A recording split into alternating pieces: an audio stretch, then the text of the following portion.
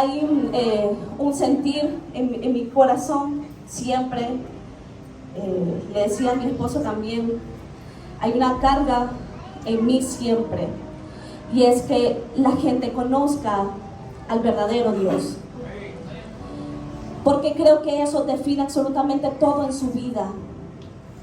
Lo que conocen de Dios define todo lo que son y cómo viven, sus decisiones y la forma en que razonan, la forma en que tratan a los demás, la forma en que tienen su matrimonio está directamente afectada por lo que saben de Dios.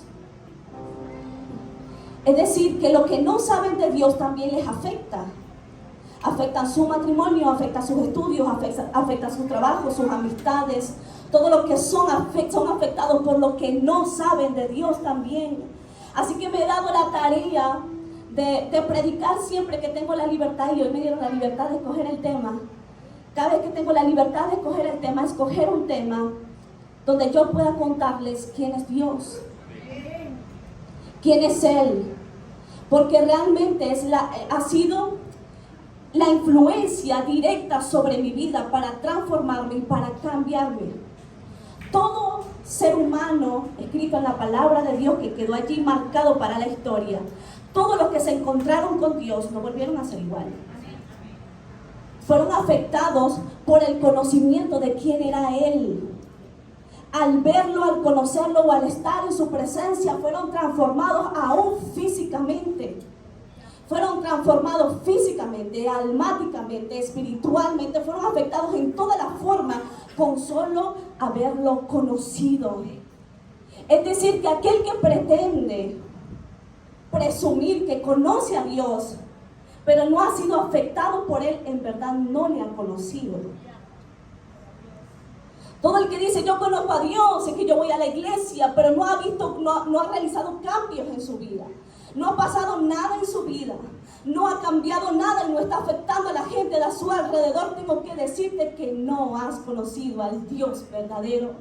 Porque el que conoce al Dios verdadero es afectado directamente por lo que Él es. Ahora, ¿quién es Él?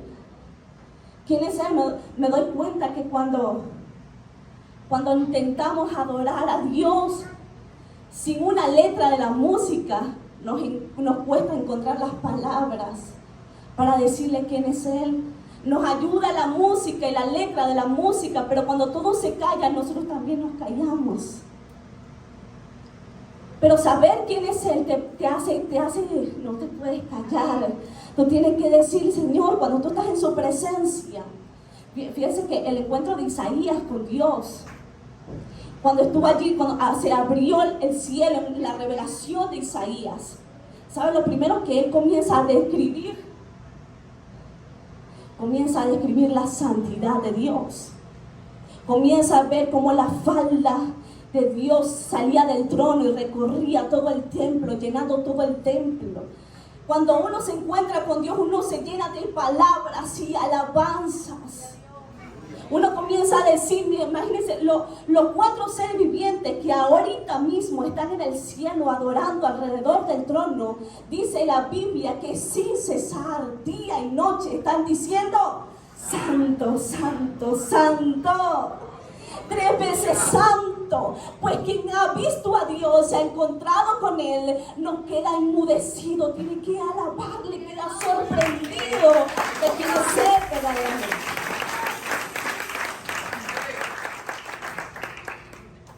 Una persona muda que dice no sabe qué decir es una persona que no se ha encontrado con Él.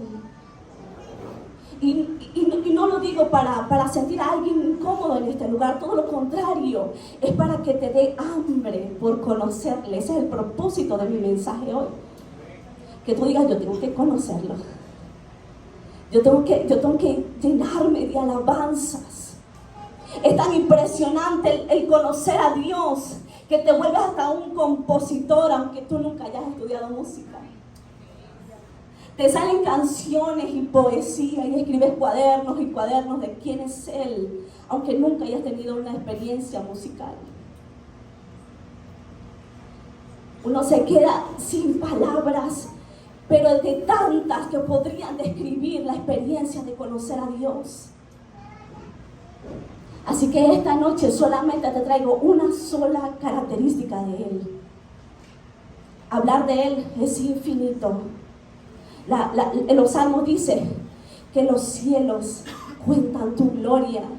Imagínense lo infinito y lo grande que es eso, que los cielos cuentan la gloria de Dios y el firmamento anuncia la obra de sus manos. El salmista se llenó de salmos y salmos diciendo todo lo que Él hace y lo que Él es. Inagotable, como una fuente inagotable, Él se derramó en salmos y salmos y salmos escribiendo.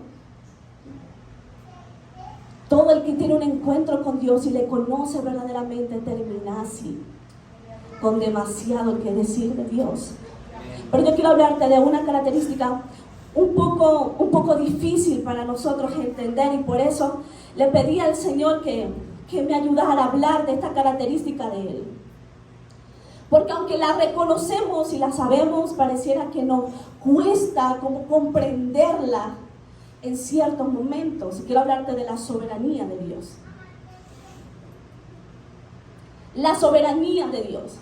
¿Qué es la soberanía de Dios? La soberanía de Dios es la característica que le otorga a Él todo el poder de hacer lo que quiera, cuando quiera y donde quiera. Realmente esta característica es lo que lo hace a Él Dios y a nosotros las criaturas de Dios, los hijos de Dios. Pero la soberanía de Dios le permite a Él y hace que Él pueda ejercer su voluntad sobre nosotros y sobre toda su creación sin dar explicaciones. Conocemos, ¿verdad?, son gobernantes soberanos. Conocemos ese concepto de soberanía, donde la gente ejerce poder. Pero la soberanía de Dios tiene que ver con que Él es el único y verdadero Dios. No está compitiendo con otros dioses. A la iglesia, a los primeros cristianos le hicieron esa oferta. Estaban todos los dioses griegos allí en el templo principal. Y estaba allí la Diana, estaban allí todos los dioses griegos. Y dejaron un espacio vacío para decirle a los cristianos: miren, les dejamos su espacio para que su Dios también esté aquí con los demás dioses. ¿Qué les parece? Y los cristianos dijeron: no.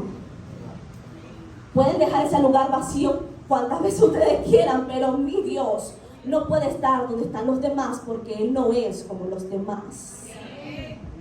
La soberanía de Dios lo pone a Él como el único. Como el único.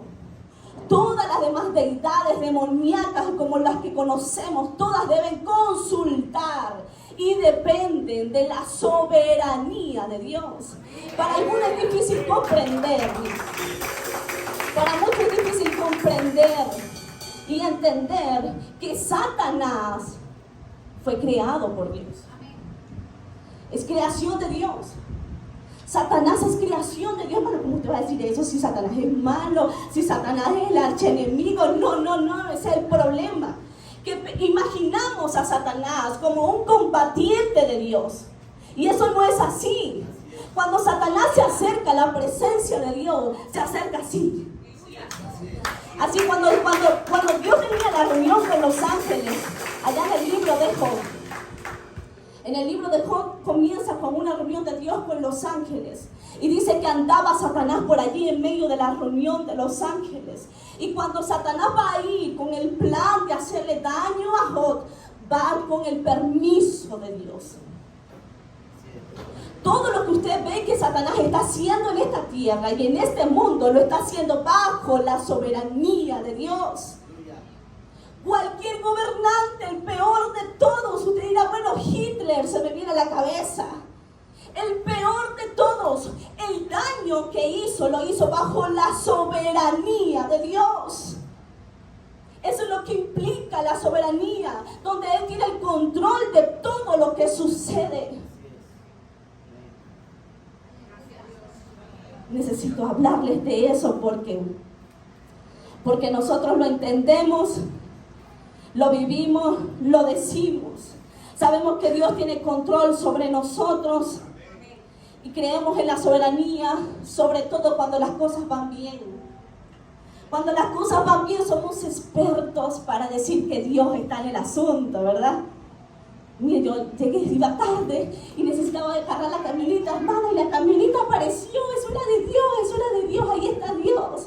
Y nos montamos en la camioneta gozoso viendo la voluntad de Dios. Quería un esposo, hermana, y mira, llegó el varón y me empezó a escribir y ahora estamos enamorados y nos vamos a casar, eso es de Dios. Podemos ver a Dios en todas las cosas buenas que nos pasan, pero es difícil creer en la soberanía de Dios cuando las cosas van mal. Creemos que la salud es parte de la soberanía de Dios, pero la enfermedad también, hermano. La enfermedad también es parte de su voluntad sobre nuestras vidas. Ninguna enfermedad que haya tocado nuestro cuerpo la ha tocado sin el permiso de Dios. La bendición económica, wow, Señor, tú provees, qué bello eres, la soberanía de Dios. Pero la escasez también es parte de la soberanía de Dios. Cuando estamos en circunstancias escasas donde tenemos que aprender a disfrutar la arepa con mantequilla. Y en ese momento donde tenemos que aprender a disfrutar lo poco que tenemos, también tenemos que alabar su soberanía.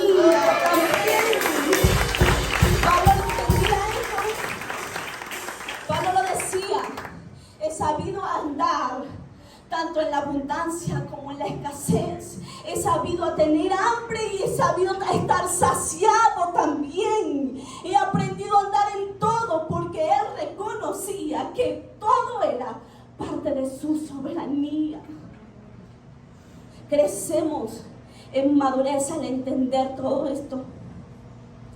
Sé que la mayoría del pueblo de Dios es fácil creer en su soberanía bajo la bendición. Pero hoy quiero decirte que también está la soberanía de Dios cuando a nosotros no nos parece que hay bendición.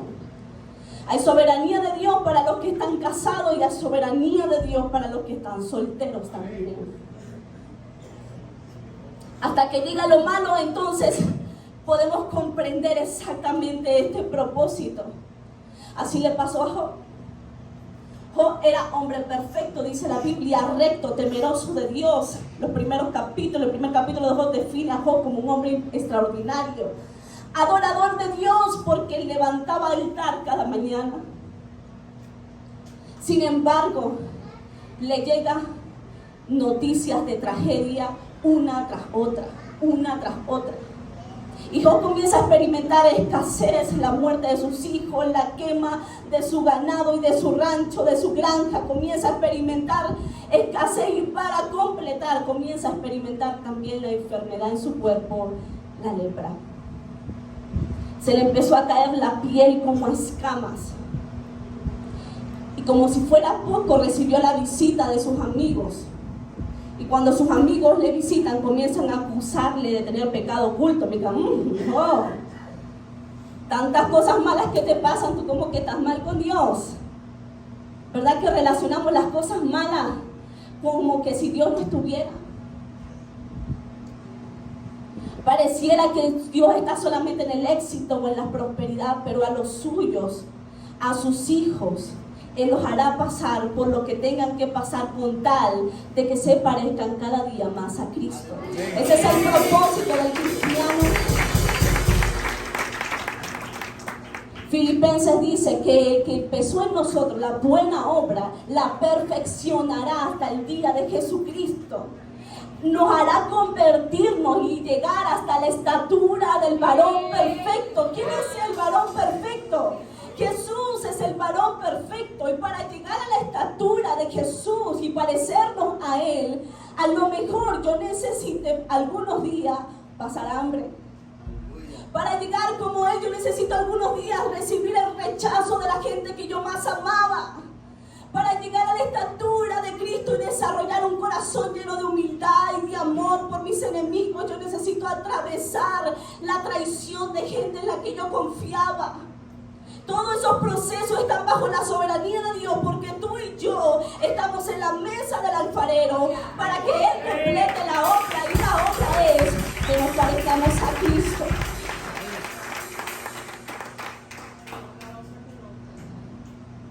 No podemos negar nunca, hermano. No importa el proceso por el que estemos pasando, la situación por la que estemos pasando, no podemos jamás negar que Dios está en control.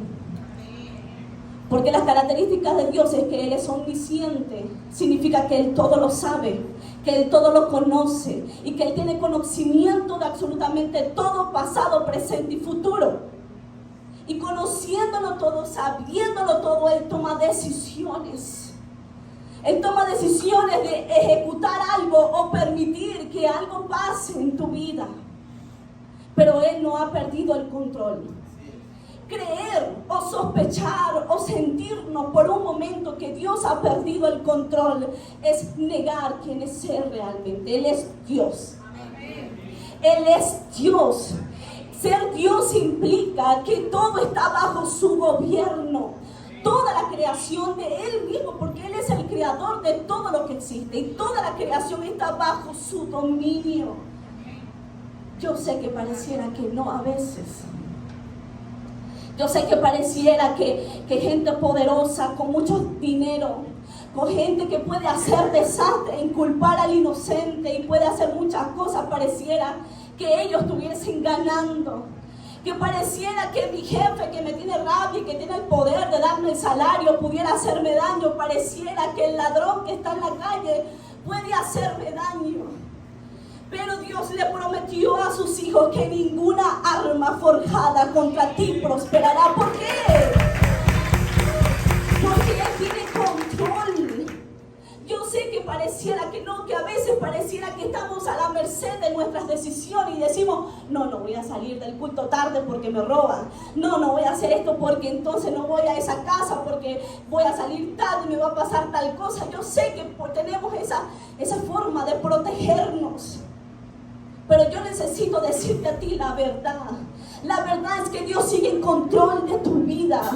Tan en control de tu vida que Él tiene la hora, el día, la fecha, el momento de tu muerte. Y tú serás inmortal hasta que esa fecha sea cumplida.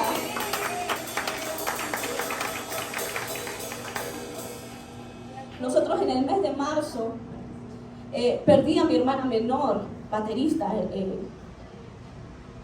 Joana Bastidas. Tenía 29 años. Y fue tan rápido lo que sucedió que no me dio ni chance de entender las cosas hasta ahorita que estoy con ustedes hablándole de esto. Y viene a mi memoria. Pero Joana entra con un cuadro complicado de infección al hospital. La tuve una semana antes en mi casa, pero ya no pude retenerla. La llevamos al hospital y tuvo una semana corriendo. Y yo decía, bueno, somos hijos de Dios. La muerte no puede tocarnos, decía yo. La muerte no es como ¿sabes lo que a veces nos dice? Y yo me puse a pelear ahí contra la muerte. Y como si la muerte tuviera decisión propia. La muerte obedece a Dios. Así es, amén. Y yo me puse ahí y a buscar el último día, los días más graves de mi hermana. Nos faltaban donaciones de sangre. Y en una moto se fue mi tía a buscar sangre. Nosotros empezamos a llamar a los amigos para que fueran al banco de sangre, corriendo. Todas las puertas se me cerraban. Yo decía, Señor, ¿dónde estás? Recorría ese hospital porque saben que uno es como el enfermero en los hospitales. Uno es el que inyecta, uno es el que da, uno tiene que hacer todo y buscar los doctores por cualquier cosa. Y yo recorría esos hospitales ya sin comer, con hambre, debilitada. Me sentaba en las escaleras, me sentía sola. Yo decía, Señor, ¿qué pasa? ¿Por qué no veo la victoria que me han prometido? Por ser tu hija, yo debería estar aquí viendo ángeles operando a mi hermana, decía yo. Esa mañana, cuando nos enteramos de su muerte, antes de enterarnos, yo estoy con ella. Y me piden desocupar el cuarto y la doctora me agarra y me dice, ella va a estar bien. Y yo salgo del cuarto y yo digo, claro, es que somos hijos de Dios. A los 5 minutos comienza a sonar su aparato, comienzan a darle respiración y mi hermana muere a los 5 minutos. ¿Por qué les digo esto, mi hermano? Yo necesito que ustedes sepan que nuestra vida está controlada por Dios, sea para vida o para muerte, sea lo que sea. Sea lo que sea, yo tengo que entender que Él está bajo control, Él está en dominio de absolutamente todo. Hay un misionero que se acerca a la selva más profunda de Perú. Y al llegar a la selva más profunda de Perú se da cuenta que es una aldea caníbal, que comían personas. Y él va con el deseo de predicarles el evangelio, pero el mismo día que llega, lo matan y se lo comen. Su familia dice, ¿pero por qué? Si él iba a predicar a Dios, si él tenía que abrirse las puertas, tenía que haber milagros, ¿por qué? ¿Qué pasa? Y la esposa, al enterarse de la muerte de su esposo misionero en la selva de Perú, se levanta y dice, si él no pudo, entonces ahora me toca ir a mí, a ir para allá. Y sus hijos comienzan a decir, no, ¿cómo tú vas a ir? Si a mi papá se lo comieron y lo mataron, ¿cómo tú vas a ir? Yo voy a ir. Y cuando llega acompañada de varios misioneros al lugar, encuentra un terreno preparado y corazones abiertos.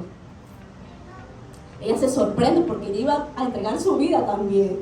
Dice, se comieron a mi esposo, aquí estoy yo también para que me coman. Y cuando le pregunta a ellos, ¿por qué no me comieron a mí? ¿Por qué no me mataron también a mí? ¿Saben qué le respondieron ellos?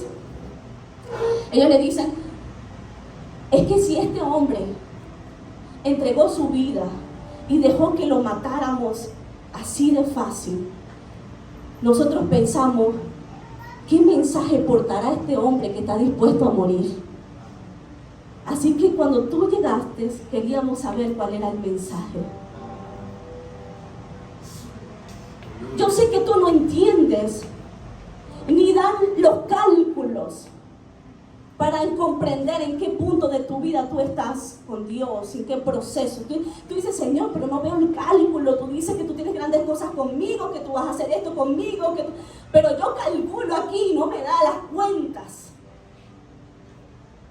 No importa. No importa. La soberanía de Dios es para adorarla. Eso fue lo que le quedó a Job.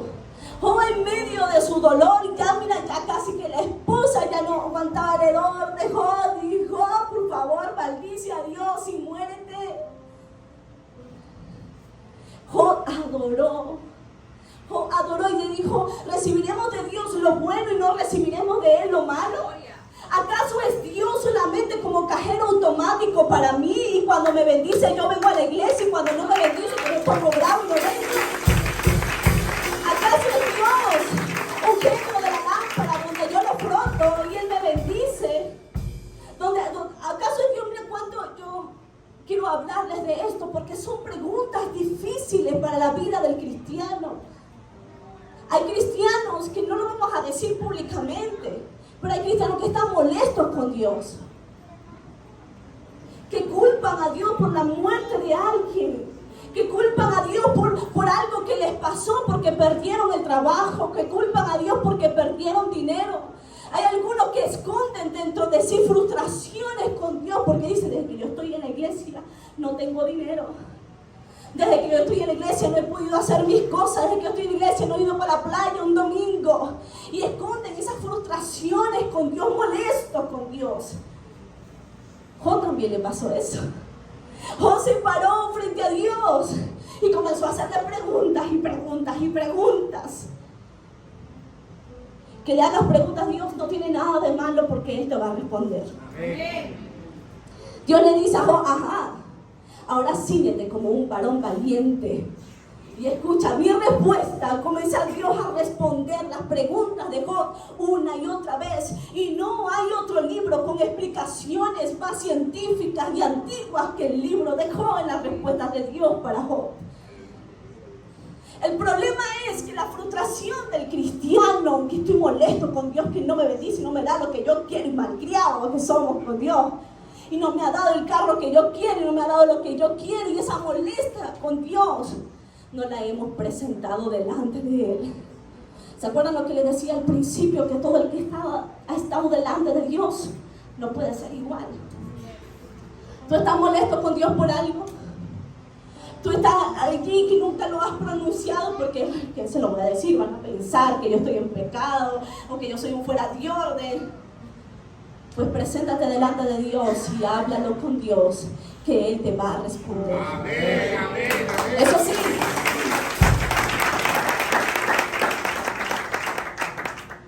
Eso sí, prepárate para ser transformado por la respuesta de Dios.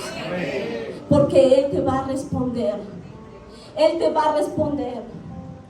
Ahora, ¿cómo es esta soberanía de Dios? ¿Cómo la vemos en nuestras vidas? Bueno, la vemos de dos formas, la soberanía de Dios. Primera forma es cuando Él interviene en la vida del ser humano. Interviene, Él se mete allí en la vida del ser humano. Estaba Moisés en la montaña y de repente vio una zarza que ardía y no se consumía. Ahí Dios interviene en la vida de Moisés. Pero hay una segunda forma, donde te suceden cosas por nuestras propias decisiones y Dios permite que te suceda para enseñarte algo. Aquella adolescente que dice, me embaracé. Dios sí es malo. ¿Por qué permitió que yo me embarazara?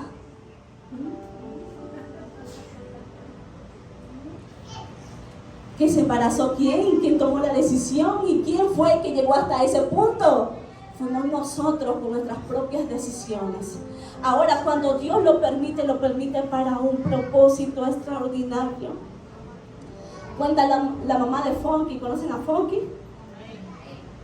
Cuenta la mamá de Funky cómo ella estaba en la sala para abortar mientras tenía Funky en la barriga. Había quedado embarazada muy joven y en fornicación y se sienta allí en la sala para entregar a Funky a la muerte. Pero Dios comienza a cambiarlo todo. ¿Quién permitió que ella se embarazara? Dios lo permitió. ¿Y quién se embaraza con sus propias decisiones? Ella lo hizo. Pero Dios lo permite para moldear y hacer todo a favor de su gloria, de la gloria de Dios. Y ahora tenemos entre nosotros a un hombre que nos edifica con sus canciones y con su talento. Esa es la segunda forma en que Dios ejerce su soberanía. Aunque al principio pareciera que estamos sujetos a nuestras propias decisiones, esas decisiones no se van a salir del control final que Dios tiene para nuestras vidas. Todos los que creen en el Señor ahora están metidos en el destino de Dios. Y tú y yo tenemos trabajado hasta que la obra sea completada, hasta que eso sea finalizado. Ahora, el final no es para mi beneficio ni para tu beneficio. El final no es para que le guste a mi mamá o para que le guste a mis pastores. El final no es para agradar a la gente. El final es para la gloria de Dios. Así es el final de los que creen en Él.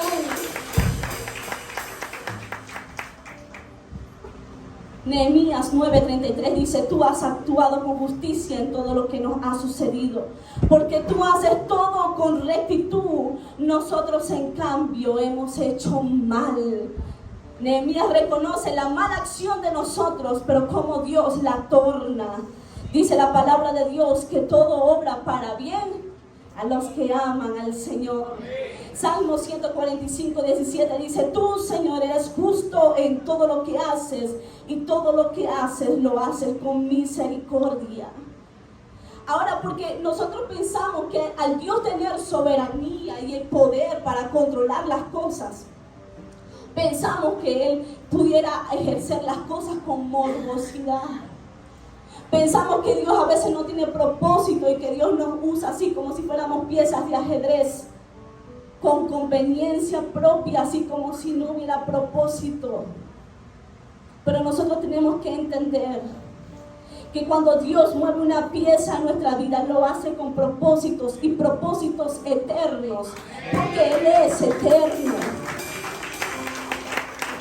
El conocimiento de Dios de todo lo que existe, pasado, presente y futuro, no le permite a Dios hacer nada sin propósito. No puede. Él no puede hacer nada sin propósito, porque lo hace poseyendo todo el conocimiento que existe en este mundo. Conociéndolo todo, entonces Él mueve una pieza. Conociéndolo todo te hace vivir un día más. Conociéndolo todo permite que tengas gripe. Conociéndolo todo permite que el cáncer te toque. Conociéndolo todo permite que se vaya un familiar tuyo. Y moviendo esa pieza, tienes que tener la seguridad de que hay propósitos eternos en esto. Hay un propósito eterno en esta pieza. Algo que no goza el inconverso. El inconverso está a merced de su propio destino. ¡Ay, qué terrible es eso! Salir a la calle y depender de tus decisiones. En cambio, el cristiano sale a la calle y cada paso que está dando lo está haciendo bajo la voluntad de Dios.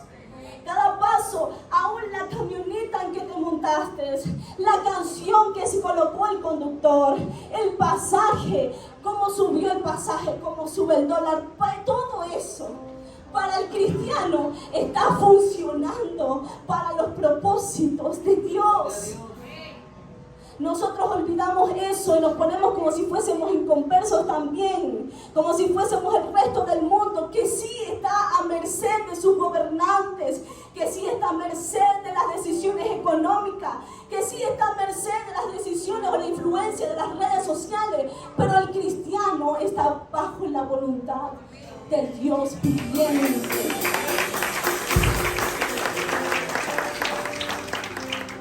Conocer la soberanía de Dios es una mala noticia para muchos. Porque para el que no está sometido a Dios, conocer la soberanía de Dios se da cuenta de lo solo que está en este mundo y de cómo está a merced de la influencia demoníaca, porque Satanás es el príncipe de este mundo. Pero para los que hemos confiado en Dios y creemos en Él y hemos sido lavados por su sangre, la soberanía de Dios es un consuelo extraordinario. La soberanía de Dios te hace descansar y tener paz. La soberanía de Dios te hace adorarles. Es la respuesta a la soberanía de Dios. No te voy a pedir que la entiendas, porque no es posible comprenderlo. ¿Acaso Abraham, cuando se recibió la promesa de Dios, dice: Dios, te daré una descendencia como las estrellas de los cielos? Y Abraham, viendo las estrellas de los cielos, dice: ¡wow! ¿Abraham la vio? No la vio. Y recibe, bueno, ¿cómo va a ser eso? Bueno, Abraham, vas a tener un hijo. Y por allá alguien escondido se echó a reír. Sara se echa a reír, pero ¿por qué Sara se echa a reír? Algunos decimos: ay, no, es que Sara no tenía fe. Hermano, yo también me hubiese echado a reír, y más que Sara. Que a mí me digan a mis 90 años que voy a quedar embarazada, yo sí que me echo a reír. Incomprensible. Por eso yo no te voy a pedir que comprendas la soberanía de Dios. No te voy a pedir que comprendas el plan. No te voy a pedir que lo entiendas hoy, lo que está pasando en tu vida. No te voy a pedir eso. Te voy a pedir es que le adores. Adora la soberanía de Dios. La soberanía de Dios es para adorarla. Es solo para adorarla.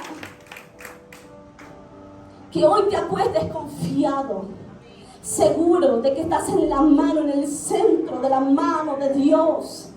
Sea lo que sea que esté pasando. Porque estar en el centro de la mano de Dios no implica solamente cosas buenas, a mi parecer. Implica todo lo que le pasa al cristiano. Absolutamente todo.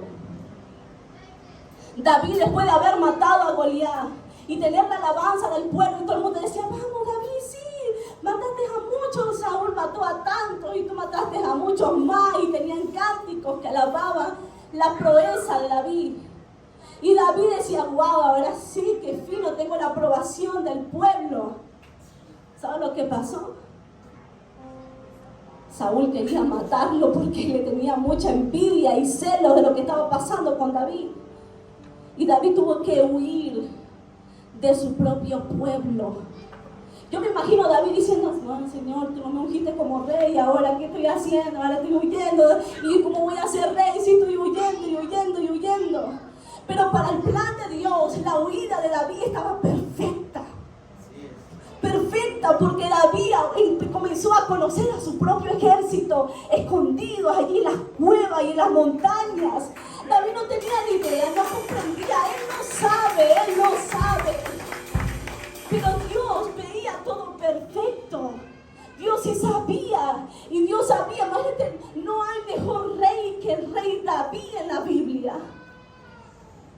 Tanto así que nuestro Señor Jesucristo, cuando venga a reinar en el reino milenial de Cristo, dice que se sentará en el trono de David. Pero David no lo comprendía. David estaba huyendo por su vida. A lo mejor tú no comprendes dónde estás ahorita, tú no sabes, tú dices que no entiendo, Señor, si tú me prometiste esto y esto, porque esto pareciera que estoy en todo lo contrario. Pero Dios lo está viendo perfecto. Dios sabe porque Él está en dominio, en control de absolutamente todo sobre ti.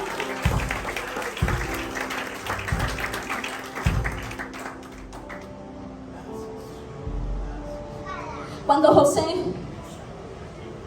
recibe los sueños de Dios y ve que en el sueño Él está gobernando, y dice que las 11 estrellas se inclinaban ante Él. Ay, Dios mío, los hermanos todos envidiosos, que yo me voy a inclinar delante de ti.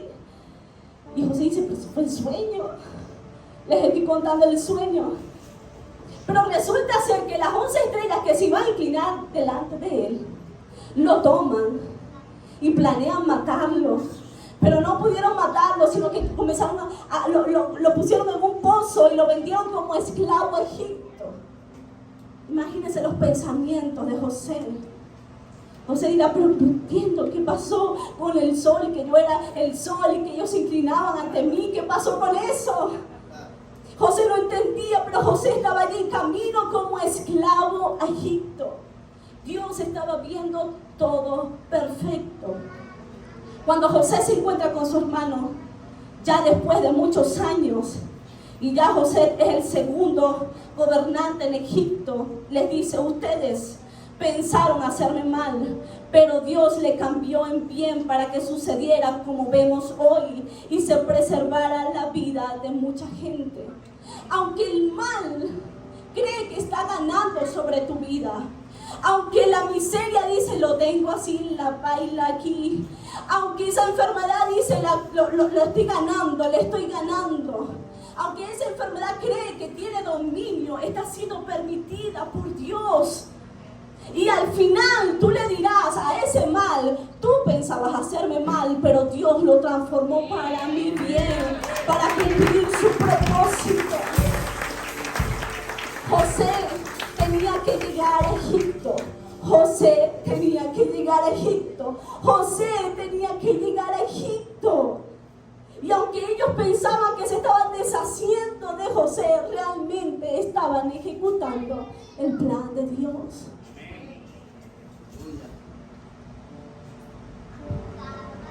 Prepárate para la soberanía de Dios en tu vida. Que se abran tus ojos, esa es mi oración.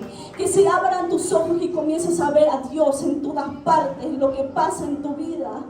Que aunque tú pensaste que estabas solo, que tú pensaste que estabas sola, si tú abres bien tus ojos te darás cuenta cómo estás rodeada del propósito de Dios, cómo estás rodeado del propósito de Dios, cómo todo ha funcionado para la obra de Dios.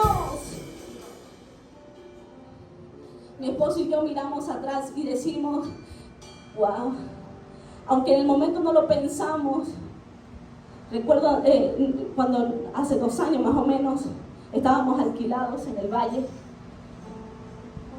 y la persona dueña de la casa nos dice que en abril tenemos que desocupar. Nosotros decimos, señora, ¿ahora qué hacemos? ¿Por qué? ¿A dónde vamos? ¿A dónde vamos a ir? Es abril, es abril. Nosotros queríamos quedarnos ahí. A veces, ¿verdad? Uno no entiende el propósito de Dios y uno se acomoda donde uno está. Pero como no es el lugar donde tienes que llegar, no es el Egipto de José, y no es la tierra prometida para el pueblo de Israel, no es el destino, pero uno se acomoda, ¿verdad que sí? Es como aquellos que te dicen, bueno, vamos a un resort, las mejores vacaciones de tu vida, vamos a disfrutar las mejores vacaciones de tu vida allí. Pero esta noche tenemos que hacer una parada aquí. Y llegas y haces la parada. Y cuando haces la parada dices, ay no, ya no quiero ir a esas vacaciones de mi vida, mejor me quedo aquí en la parada. A veces hacemos eso. Y así hemos hecho Pedro y yo muchas veces. Como que nos gusta esta parada. Y el Señor nos tiene que mover. Al parecer parece una mala noticia. Y uno dice, ay Dios mío, tenemos que buscar otro lugar donde vivir. Y parece una mala noticia. Lo que no vemos es que es la pieza de Dios para empujarnos al destino, al destino, al destino, al destino. El 1 de abril, tienen que saber que el 1 de abril nos estábamos mudando a una casa más grande, más cómoda y mucho mejor que la anterior. Mi hermano, confía en la soberanía de Dios. Ponte de pie conmigo.